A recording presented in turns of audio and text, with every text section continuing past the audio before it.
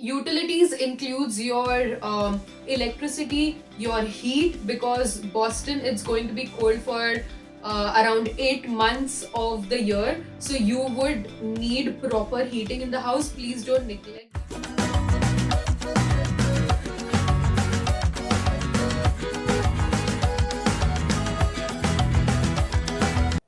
Hi everyone, this is Aishwarya once again and welcome to the channel.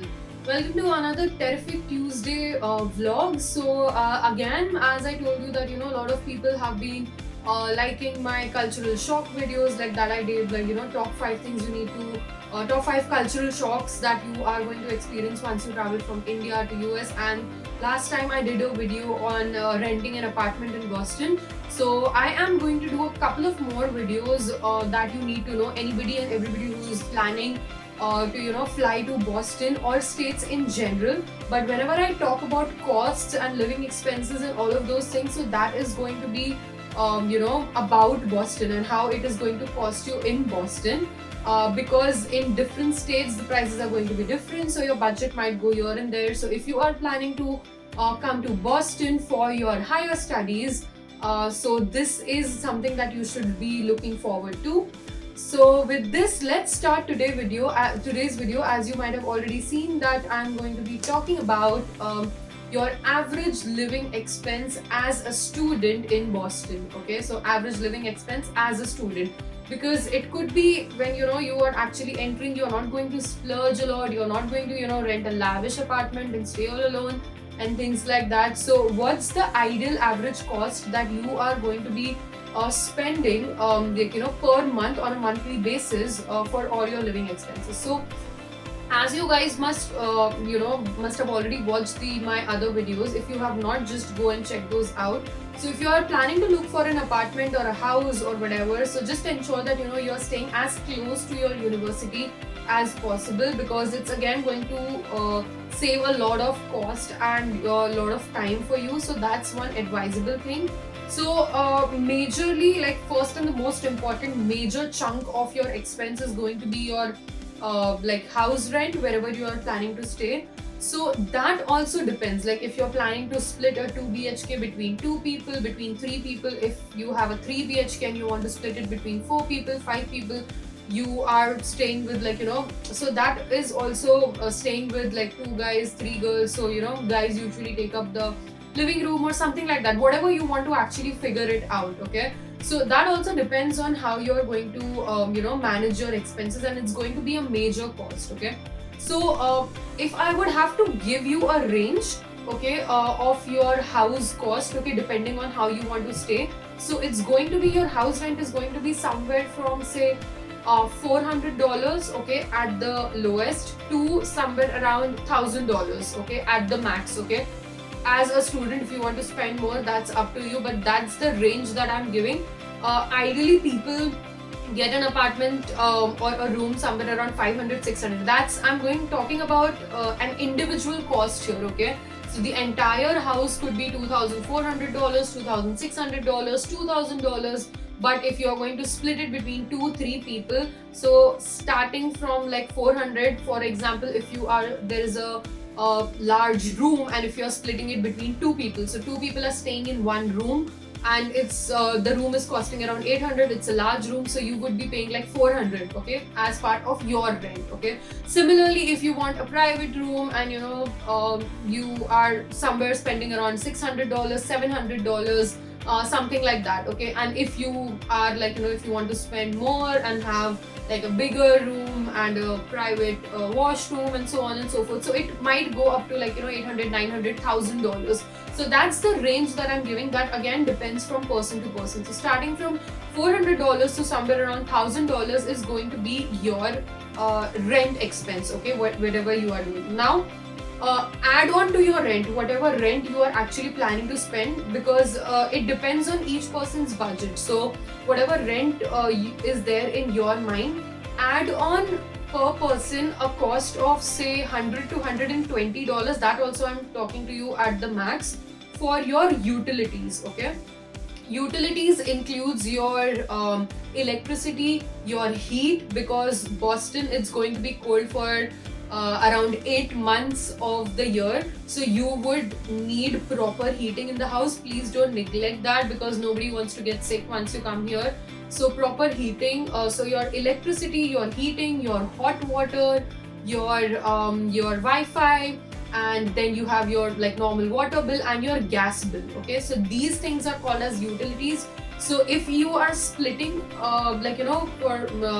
in a group, so per person it's going to be somewhere around $100 to $120 during those 8 months, during those winter months. During summer, what happens is you don't actually need heat, but summer is going to be just 4 or 5 months. So those 4 to 5 months, so heat is a major cost in your utility, so heat will not be required. So from $100 to $120 utility that you're going to pay per person during your winter, it's going to move to $50 to $60. Okay, so there is going to be almost a drop of half during your summer months, which is just 4 to 5 months in your utility bill. Okay, so that's going to be the difference. Now your rent is sorted, you're paying somewhere around 400 to 1000. Choose a number, say around you get a room, private room for $600. $600, add around 100 of utilities, so it becomes $700. Okay, so you're staying and your utilities are sorted.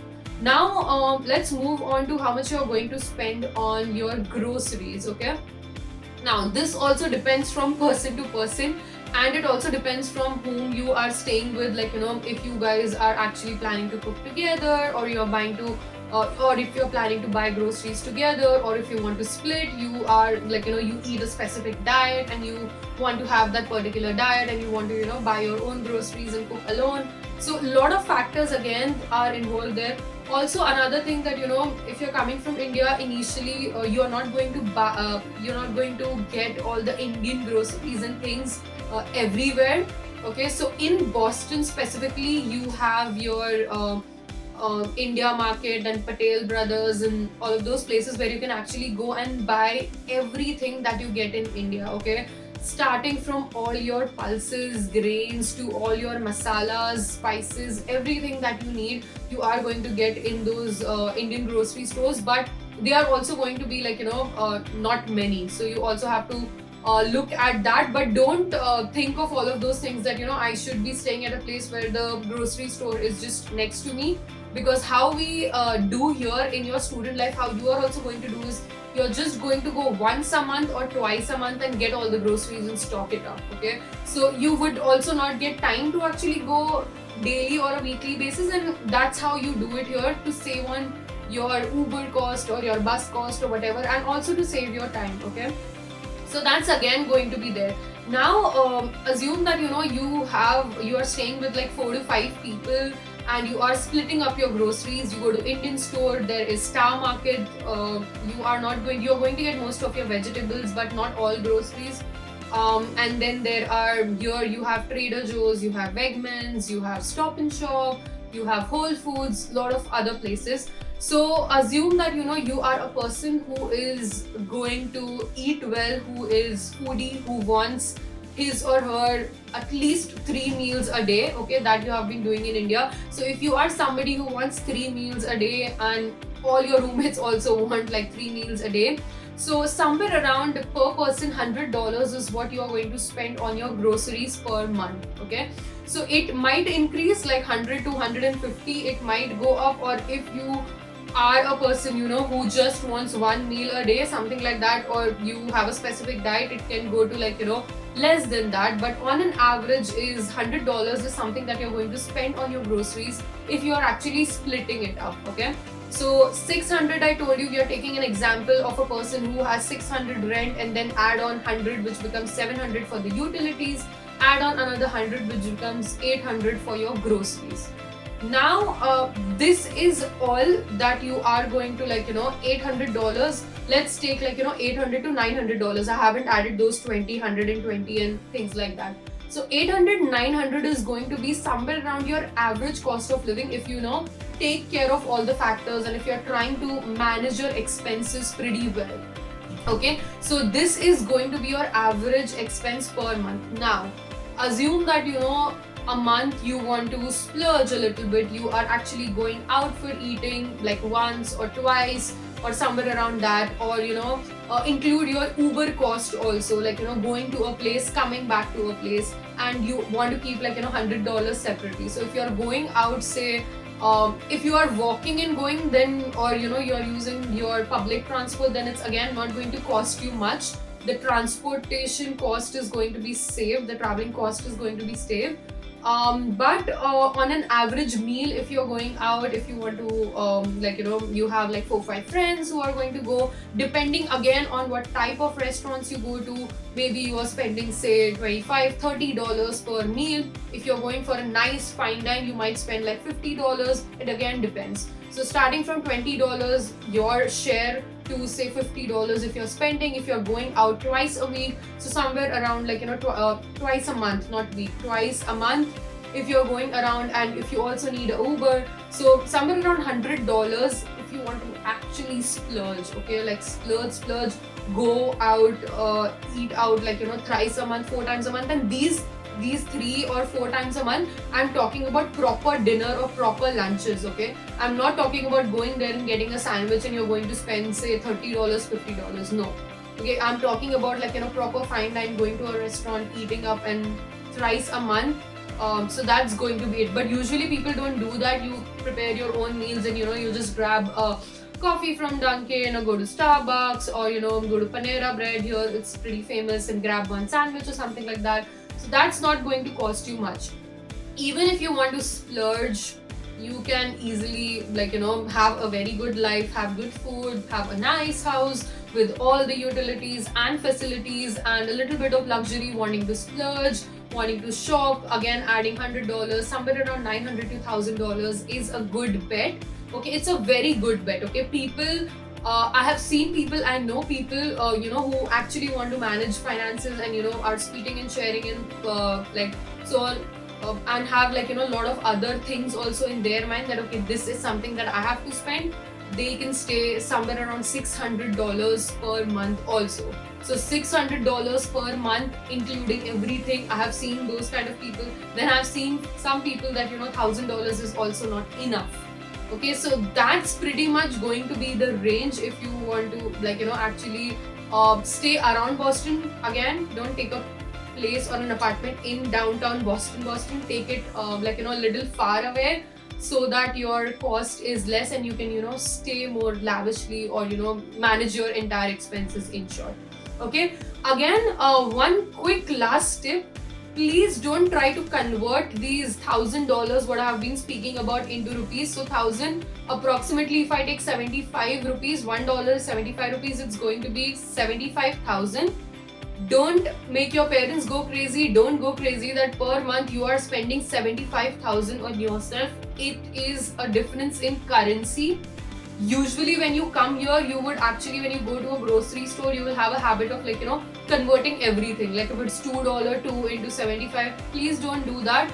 You have, I know, invested in rupees, but when you start earning, you will be starting to earn in dollars. Okay, there are a lot of part-time jobs and things like that available, which I'll be covering up in my upcoming videos, which are going to help you manage your living expenses. So don't get scared, don't get worried. It's a currency difference. Most of you guys already have a loan, so those things are also going to be covered there. And please don't spoil your entire thing by converting every little tiny piece of thing that you eat or you buy into rupees. Okay, that's going to spoil the fun for you. Once you start earning, you'll enjoy it more. So yes, this is all from this video. I'm going to be seeing you in the next Terrific Tuesday video. Till then, if you have a particular thing that you want me to do a video on, please drop in comments and let me know.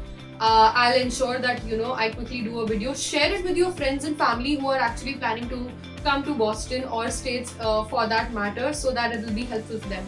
Bell icon there, please click on that. You will get daily notifications whenever I release a video. This is Aishwarya signing off. I'll see you guys. Bye bye.